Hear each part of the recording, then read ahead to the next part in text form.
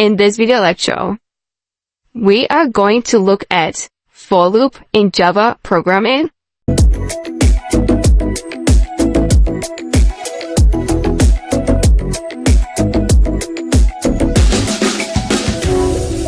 In Java programming, we have different and many loop systems that we use.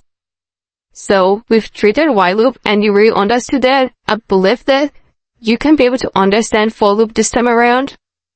If you want to achieve the same purpose as a while loop, we have another type of loop system called for loop.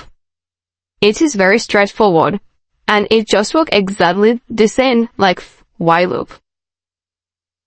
So let's go ahead and look at this example just very before us and let's go and know how for loop works. Just very easy and very clean. So go ahead and create for, and inside for, you create either a float, a variable type that you want to use, integer, float, double, or anything. So we have int x is equal to 15. And you press semicolon, x less than 30, and x is equal to x plus 1.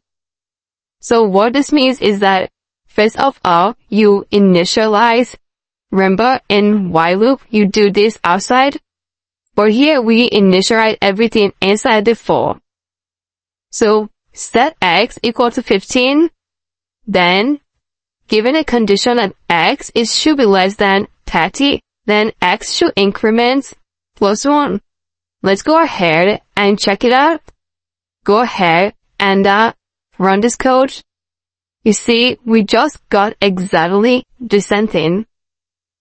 If we go ahead and say x is equal to 0 and x should be less than 10, this should move from 0 to 9. So go ahead and compile this.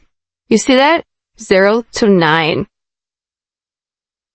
So you can see we have our for loop just doing exactly the same thing like our while loop. So I believe you really understood the usage of loops in Java programming, and I believe that henceforth you will start using loops in your code. Okay, this is all about for loops. Go ahead and practice with it and check out more things you can do with for loop. And if you have any question, please use the question and answer sections and I'm going to get back to you as soon as possible. Thank you so much and I'm going to see you in the next video lecture.